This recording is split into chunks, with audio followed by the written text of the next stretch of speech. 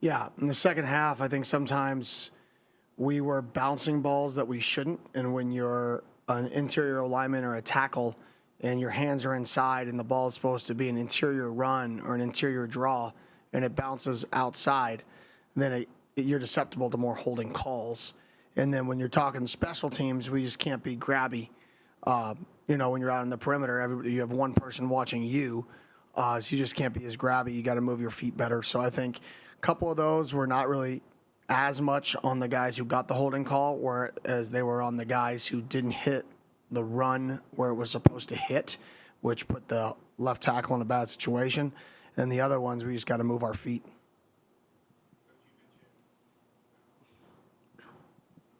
You mentioned getting Jaden into a rhythm and failure to do so, especially in the second half. Obviously, circumstances with the weather play a big part in that. How important is it to get him in a rhythm early on in this upcoming game and to maintain that moving forward, especially against the better teams? Yeah, it's vital. I mean, that's something I firmly believe in is getting quarterbacks in rhythm. So, I mean, we got to be able to get him in a rhythm, get him comfortable early. Huge. Hey, Coach Jordan Ham, Sports 360 AZ, back here. Hey, Jalen Conyers was in street clothes in the second half. I don't think we asked about his status. Can you just give us an update on where he's at? Yeah, he's fine.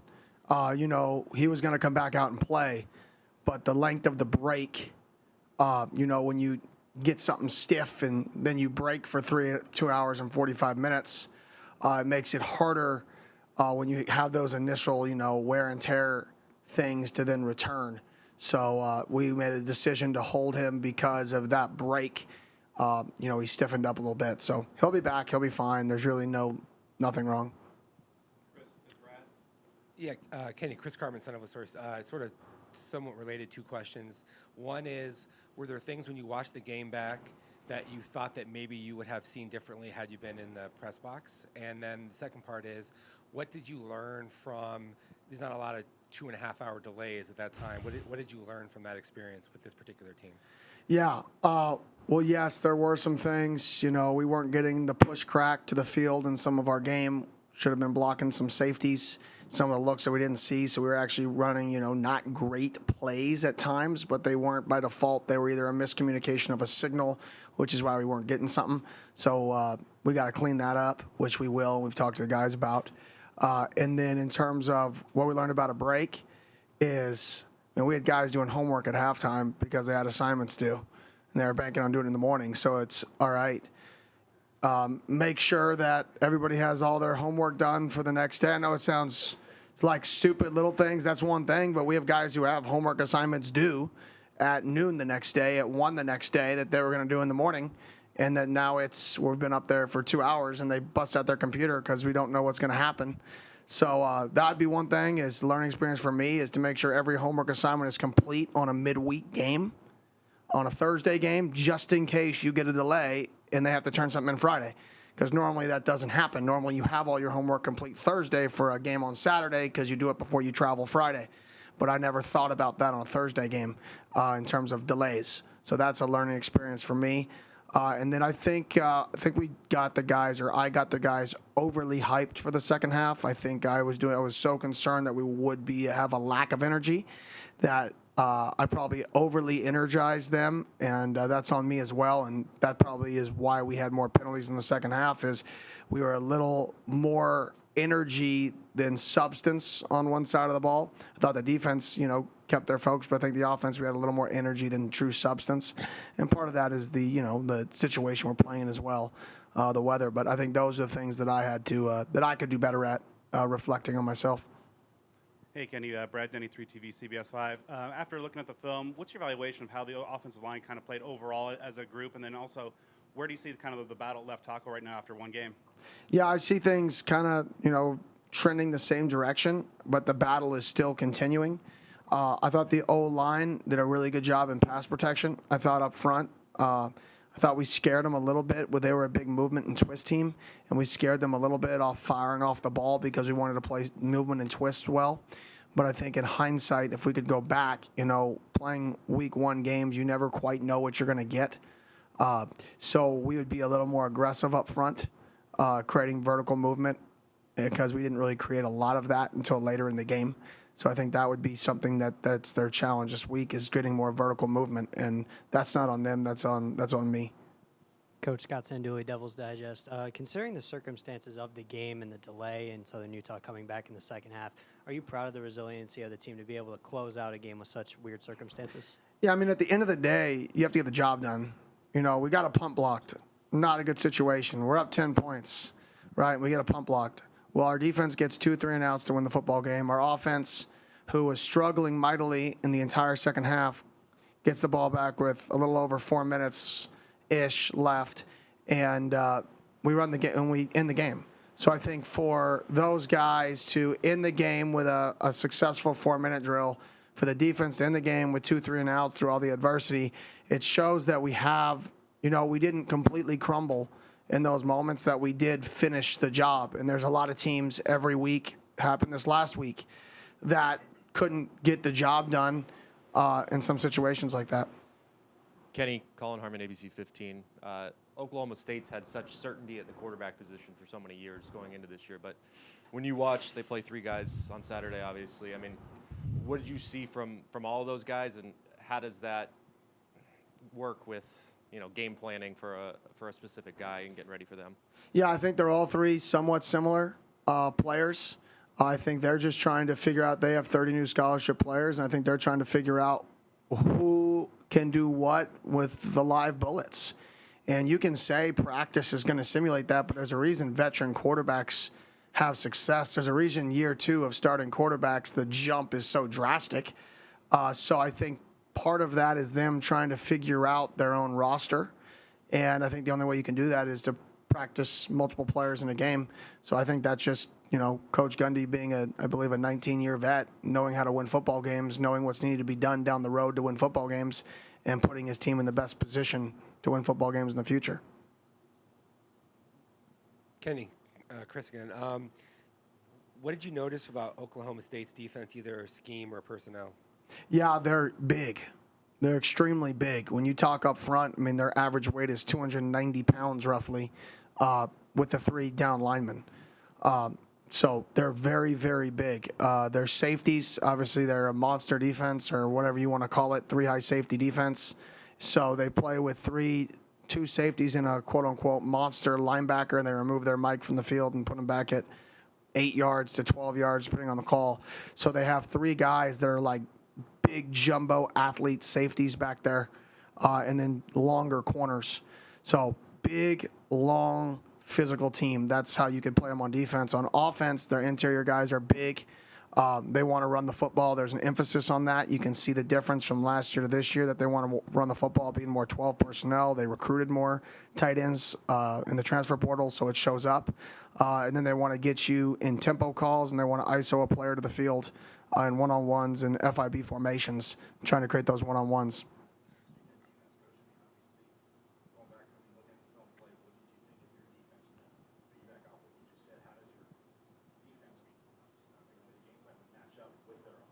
Yeah, I thought our defense played well in the football game. I thought they were really resilient. Like I said, the first half, other than that penalty, we were really, really clean in terms of getting off the field. Few miscommunication errors that we got to clean up, and they converted 3rd downs because of it. But other than that, I thought our defense played pretty solid. We made an adjustment midway through the game, and we didn't quite get it accomplished, which is a good learning experience for us. That, okay, we made an adjustment, and we're now out on the field. Right, we now have to make the adjustment on the field that we made on the sideline, which that adjustment was made during the halftime. So maybe we re-go through it multiple times during that period of time, which is a little bit unique. But no, in terms of matchup versus them, I feel like our D-line is talented and athletic, and they're big. So it's going to be a battle of, can we hold up front, and can we create enough chaos inside to prevent them from running the football? And I think that's going to be one of the keys of the game. Kenny, Luke Litton here with 12 Sports. I'm curious, how much better of an understanding do you think you have of your roster after facing an opponent other than yourself after week 1? I know it's a small sample size, but... A little bit, to say a lot. No, but you could see the guys trying. You could see a little bit of, okay, something bad happened, and there's, 30 guys that, ugh. And then you could see the guys who something bad happened. They're like, oh, we got you. like different mindsets, and we got to get everybody with that second mindset in the game. And then in game, you can just see guys that sometimes people get too aggressive. So it's really monitoring, how to motivate in the balance of your team. Some guys you got to get them hyped up, and some guys you got to slow them down. So I think we did learn a little bit on, the demeanor that some of these players need to have going into a game. And I think that game actually was a great opportunity for us to learn different demeanors, because we had two completely different demeanors coming out of half and coming into the game. So it was really good learning experience for us and myself. Coach Scott again. After seeing what the Pac-12 did as a whole this week, not a single team in the conference lost a game, does that kind of put pressure on the team to kind of keep carrying the torch this weekend against Oklahoma State? No. I mean, we want to win every week. It doesn't matter what anybody else does. I literally could care less what any other team in the country does, ever. Like, I am 1,000% concerned about us winning football games, but more importantly, playing to our ability, because that's the number one goal. Hey, Coach. Noah Furtado, Son of a Source. How confident are you? Obviously, you played more than 5 offensive linemen in this last game as the game progressed.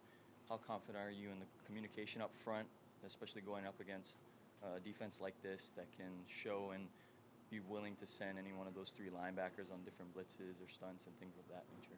Yeah, I think it's definitely a challenge, but I think we have to do schematically, we have to keep it simple enough for them to know who's on who every snap.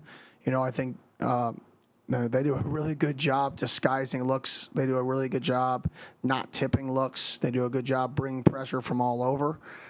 So we have to be very, very sound schematically to not confuse our players and not push too much on them, but also put enough on them that we can create some leverages in the run game and get players to grass, whether that's creating fib formations or whatever that is, similar to what they do offensively.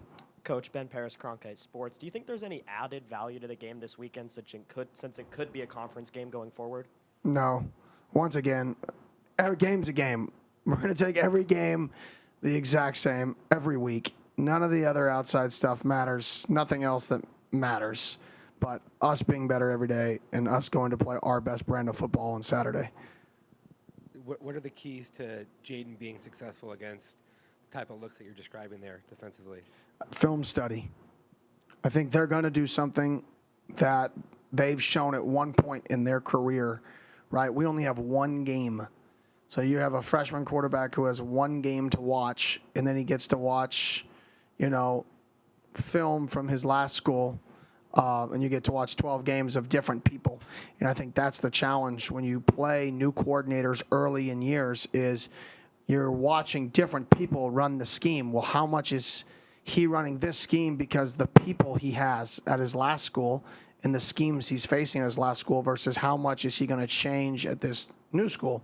So I think for us, it's for Jaden has to know, and all of our quarterbacks have to know what he wants to be, has to know what his answers are to problems. So if you don't have to master them all, but you have to have a very good clue on this is his answer. If we're beating him with this, this is his answer to stop that. This is his answer to stop that. So when we go on the sideline and they say, hey, they're counterpunching with this, it's something that you at least can go back into your memory bank and be like, oh, yeah, I watched that.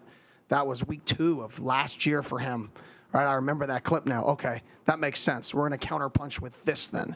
So I think it's his confidence in what he knows through the work of the film study. And that's with a lot of guys specifically on offense this week because the variety of looks and the uniqueness. This defense hasn't hit the Pac-12. That's the reality, is this defense isn't in the Pac-12. This defense is in the Big 12. I don't even know if I can't even process. I never faced it in any other league other than the Big 12. So this is a predominantly Big 12 and the American Conference defense. I faced it in the American too. So those are the only 2 leagues that really run this. And if you can't simulate it until you play it in game week, it's like triple option. So it is very difficult from that standpoint. Does it make it tougher to build a game plan, especially so early in the season? 100%. You don't have a lot of film to go off of, so you don't know how he's going to use his specific players that are different. And that always makes it a challenge. You're facing a new style of scheme He does a really good job. You combine that with new players, a new level, and there's a lot of middle ground. He didn't bring his entire staff with him. So you have the D-line coach may say, I want to coach this way. But his last D-line coach said, I want to be a switch hand guy. I want to switch my hands when I spike the front. This D-line coach may, no, we have the same stance every time. So you may have a tip on him at Gannon, but you don't have a tip on him here.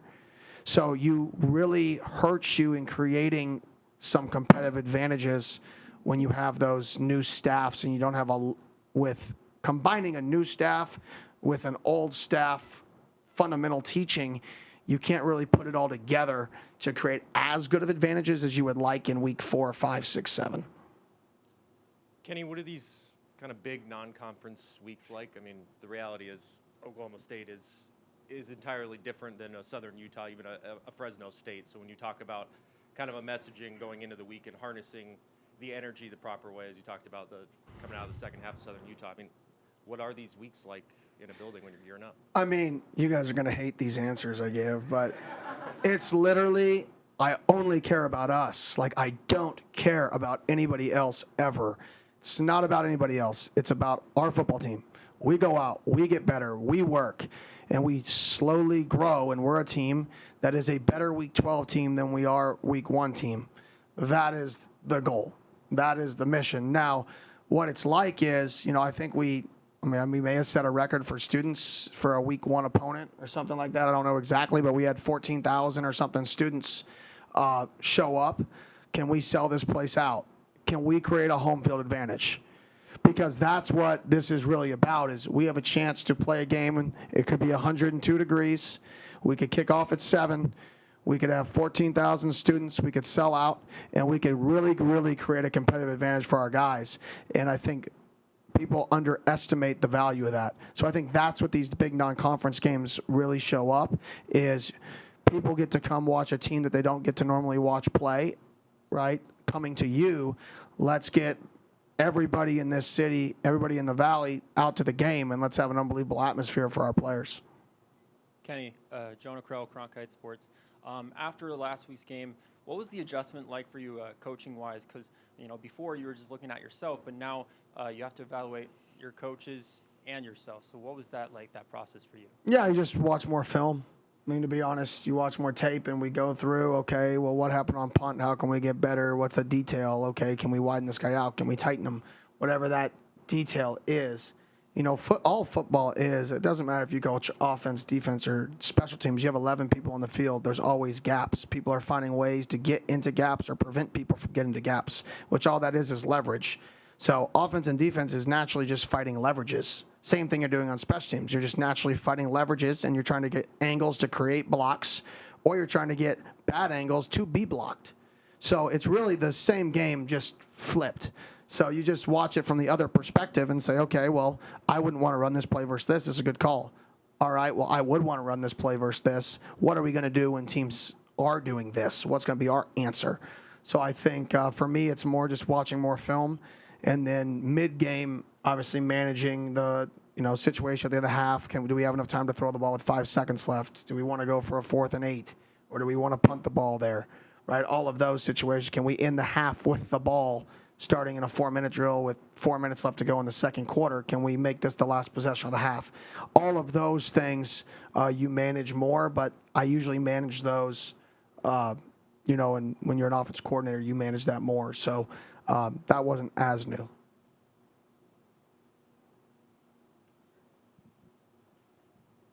I just wanted to specifically ask about Colin Oliver. In this particular scheme, it seems like he's trying to transition to a different role, being an offline linebacker. I'm curious, from your perspective, how does that change him as a player? Does it make him more dangerous, or how does that, from your perspective, change how you would game plan him? Otherwise, if he would be on the line as like a stand-up edge rusher. Yeah, I think that's the question mark. Is last year he brought a lot of blitz from the boundary, which if you're bringing a lot of blitz from the boundary, you want to, that position is a hybrid linebacker defensive end. In his last game, he did not. But why would you move a defensive end to linebacker if you're a blitz to the boundary team and not blitz them from the boundary in week 1? Maybe you don't want to show it. Those are the ghosts that you got to chase of Did he play as much pressure, boundary pressure like he did at Gannon? No. Is he going to? Yes. Like, let's just be honest, because he moved a defensive end back, an athletic defensive end back. So I think you have to be able to read between some of the tea leaves to understand why they're making these moves, even if they didn't call it in week one. And that's where the challenge comes in. Like I said, early weeks, new coordinators, is you have to kind of not guess, but make really, really educated guesses on why they're moving certain people places and how those movements are going to affect how he calls the game. Because this game's about people. It's not about the scheme. It's about how you use the people in the scheme. One of the biggest things you could change moving forward for this week to improve upon week one, what do you think that would be? I'm sure there are a multitude of things, but if you had to pick one major. I think communicating, seeing signals from the sideline on offense, communicating the motions and the shifts on defense, getting in and out of different coverage calls. So 2 different types of communication. One is mid-play on defense, and the other is pre-snap on offense, but both communication issues. And for the most part, we played a clean game from a substitution, getting guys in the field and all that. But the communication pieces made us run about 7 to 10 dead plays in a football game. And when you're running 60-something snaps, and that percentage is a dead play, roughly, what is that, 16 to 18%, 17% is a dead play, right? You have no chance to be successful. And when it's a communication error, it's frustrating. And then defensively on key downs, communication errors waste first and second down. Third down communication error, you have 2 good downs. Who cares? It's first down. So you're really 0 for 3. So 4 communication errors on third down is 12 plays because you wasted first and second. So if we can clean up those 2 things in the football game, I think it'll be a lot cleaner. I wanted to ask about the mentality of the team after they watched the film. I know in here after the game, they seemed like they were not overly happy with the win, like they knew how much work they had to do. So after watching the film with them, what was your sense on where they were?